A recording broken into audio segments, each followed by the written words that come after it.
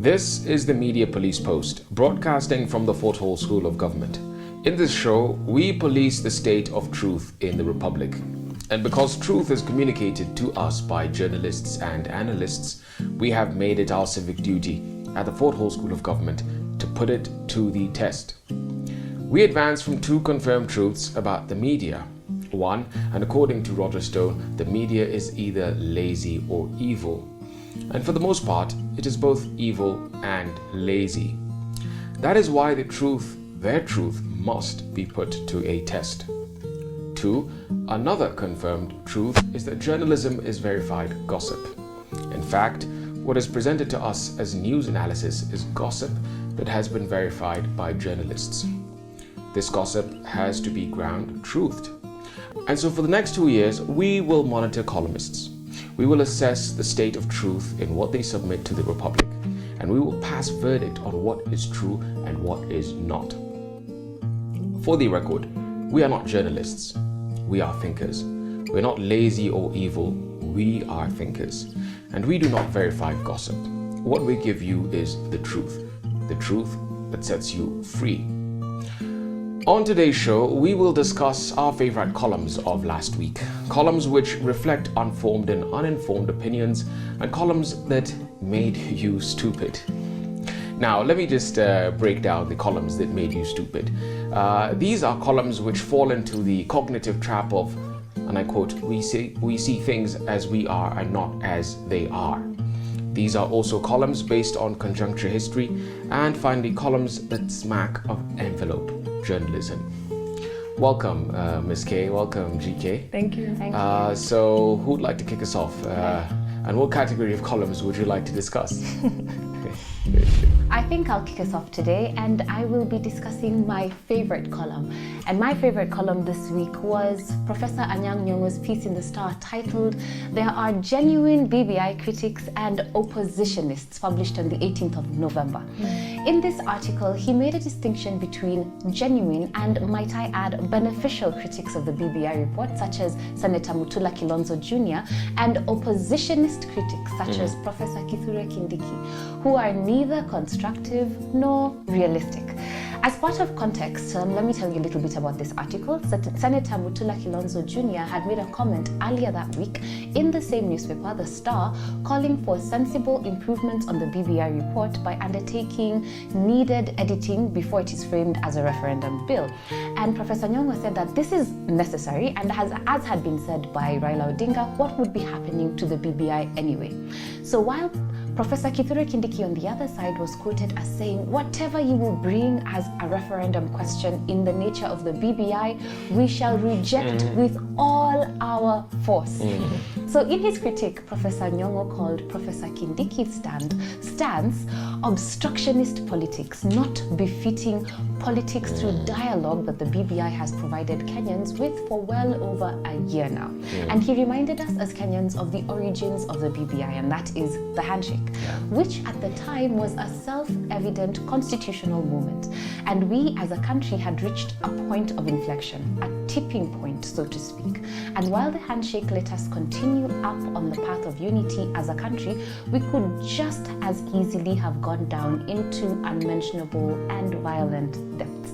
I also liked two more things that Professor Nyong'o said, and the first was his assertion that demonizing this proposal, and by this he means the proposal of increasing the principles at the top level of executive power in terms of creating jobs for the boys, is obstructionist, especially when during the BBI consultations, and those consultations happened for quite a long time, such obstructionists as Professor Kindiki never proposed any other realistic alternative. And the second thing he said that I particularly liked was his proposal for a pure parliamentary system, and the acknowledgement that we as Kenyans were not ready for such a system, but that the BBI was an intermediate regime that would help us create the political culture of inclusion before a purely parliamentary system could be feasible in the country. Now on this, it can be what I'd like to add to such a suggestion is that a I'd like to borrow from the seminal work of I think the book we read earlier this week on Winning Headlines, Alexis de Tocqueville, Democracy in America. In this, de Tocqueville visited the United States Capitol in 1832, and he sat in the galleries of the House of Representatives and Senate to watch American democracy in action. In the House of Representatives, de Tocqueville was dismayed by what he called vulgar demeanor of the members, while he found the Senate to be more to his liking. In his words, the Senate was composed of eloquent advocates and statesmen of note. He attributed the different characteristics between the two houses to the way in which they were elected. The vulgarity of the House of Representatives was because they were a result of direct election. And you know the people will elect themselves, and the largest mass of people is the poor. I won't mention anything about that.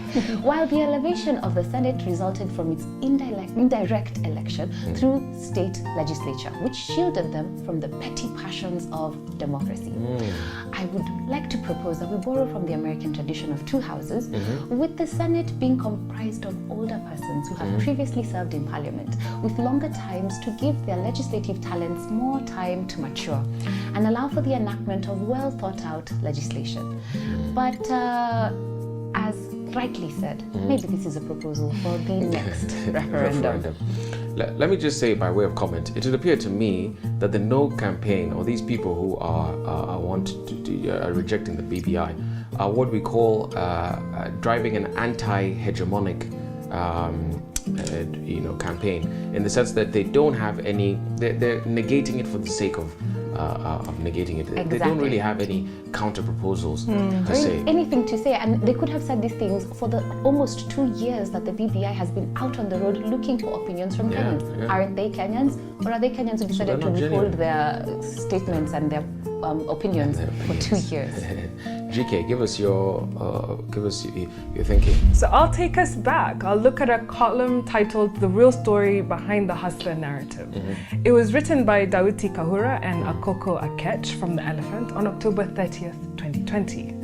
And in it, they describe how Deputy President William Ruto's political campaign is not a class struggle. It is a struggle for power for himself. He is organizing and mobilizing his political base the same way the political sons of the late Daniel Arap Moi organized their politics, through transactional methods that exploited human need, greed, and ambitions for power. And on this, I agree with them. They go on to tell us how he has provocatively billed the next presidential election, the hustler versus dynasties duel. They ask, has William Ruto, a wealthy, self-styled, born-again Christian politician, whose long political journey that began as organizing secretary of YK92, or Youth for Kanu 92, undergone a road to Damascus-like political conversion? The writers tell us how the Hustler Nation narrative is music to the ears of a desperate youthful population. And they also retell how the DP's chief critics remind him that surnames have hardly ever handicapped one's presidential ambitions. Jomo Kenyatta, Daniel Arap Moi, and Mwai Kibaki became president, and their fathers' names were totally unknown to Kenyans. So only Uhuru Kenyatta, who Ruto ably assisted to win the presidency, they say, in the last 2 presidential elections, has a father who is known to Kenyans, because he was the country's first president. How basic. Could have figured that out. But according to Kahura and Akech, Ruto has correctly seized the moment to sell his hustler narrative, that the DP has outwitted his nemesis through his tactical political maneuvers, and that's what realpolitik is all about. So here's what I like about the article. The idea that the DP is indeed a political outsider is what they get correct. They chronicle how the deputy president casts himself as a rich and powerful politician who rose from selling chicken to the dizzy heights of the presidency. His grass to grace underdog narrative, his humble birth vis-a-vis his rival's privilege, and his difficult childhood encapsulate the identity, dreams, and aspirations of millions of unemployed youth. And they tell us, like Donald Trump in 2016, he is using the rhetoric of the outsider, who has come to save an underclass, trampled on by the undeserving upper class. But allow me to demystify a few things. It could be argued that DP's support base and his political bloodline is in fact rented and is dependent on the riches he is currently amassing. You see, loyalty from the Hustler Nation is often fickle, transient, and patronage-based. The DP has everything to lose in this instance, and this makes his hustler narrative ever so fragile. So a reading of Malcolm Gladwell's David and Goliath can change the perspective on how we see strengths and weaknesses, because what we think as misfortune is the best thing that can happen to us, and what we think as an advantage can actually lead to the worst outcome. The DP is far from being an underdog. In fact, he is the proverbial giant. Giants are not what we think they are. The same qualities that appear to give them strength are often the sources of great weakness. For example, DP having lots of resources is an advantage, but being an incumbent is usually an advantage, but those same things can make one immobile and make one a very big target. David and Goliath, David in the story, was a true underdog. He had nothing to lose, and because of that, he had the freedom to mother out the rules set by others. And DP currently doesn't have this luxury. Lastly, RUTO really is himself part of the dynasty class. Yeah. He has been a loyal political student to the dynasties, first with the House of Moi, and recently with the House of Kenyatta. Political survival, therefore, means making a shift from mass-made hustler politics to that of a prince, embracing elite consensus and circulation. So Dauti and Akeko should be asking RUTO to make friends and build a winning coalition. RUTO urgently needs concrete political allies with actual constituents and not just talking heads. Anyway, I think we will all do good to remember that journalism's job is to comfort the afflicted and afflict the comfortable. Very good.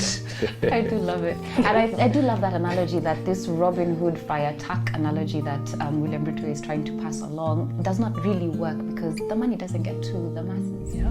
So my favorite column of last week was authored by Japan's ambassador to Kenya, Ryoichi Hori. And writing in the Standard on the 16th of November 2020, Ambassador Hori highlighted Japan's official development assistance to Kenya. Yeah. Did you know that Kenya is the biggest recipient of Japan's overseas development assistance in sub-Saharan Africa? You probably didn't know that. No. They have a great deal of confidence in us, and we also have a great working relationship with them. And in my view, from reading this piece as well, I gathered that Japan is probably amongst the least patronizing and most efficient of our development partners. Ambassador Hori explains their framework for assisting developing countries such as ours. Now, they believe in what and I'll quote this, African ownership and international partnership. And I'll quote the ambassador saying, all the projects undertaken within the Japan-Kenya Development Corporation are specific to the needs identified by Kenyans. He goes on to give an example of the Ngong Road expansion project, phase 2, which I think is now complete, and it's cut down a journey of 1 hour from the area of Ngong and Karen to CBD to about 15 minutes. I think the reason I highlighted this one is because a lot of the time we end up talking so much about politics, and we forget how things are going on in the background in terms of developing our economy. Yeah. So kudos to Japan, and we've got a brilliant working relationship with these countries of the East as opposed to those of the West. But there's also a column that potentially made Kenyans a little stupid. And that is the piece by Huaikwa Wanyoike on the Standard as well on the 17th of Tuesday, 17th of November 2020. Now he's a constitutional lawyer, and Wanyoike said that the BBI process is an abuse of the popular initiative, and he was implying here in his piece that the BBI process was only supposed to be used, or rather, proposing a referendum. Through popular initiative was only supposed to be used by common wananchi, not the political elite. Common wananchi like Okia Omtata People like the guy of the Third Force or Third Way Alliance, you know, of Punguza Mizigo. These are the only people who can go through that route, is what he's saying. And so in fact he's saying that the BBI bill is a product of an illegal and unfair process because Raila and Uhuru are privileged. Because they are in government. They should have used their own money as opposed to state money to drive the popularity of the bill. And really, it's just a ludicrous argument. It doesn't make sense. Now, what this guy should read, he should read the works of Wilfredo Pareto, who said that history is and always will be a graveyard of aristocracies. You know, even the Bible says nobody remembers a poor man. Ecclesiastes 9:15. If you are poor, you have no chance of influencing the world. So what Okeo Mtata and his friend need to do is to become men of means. And if they do so, then perhaps we'll give them a chance, we'll listen to them, and we'll take their consideration seriously. Thank you for joining us on Media Police Post, columnists. We're putting you on warning. Hey. Remember, this is going to be a weekly show, and we want to put you on notice. We are watching you. We won't let you get away with mediocrity and misleading Kenyans. Don't forget to subscribe to our YouTube channel. Yeah. Have a good one.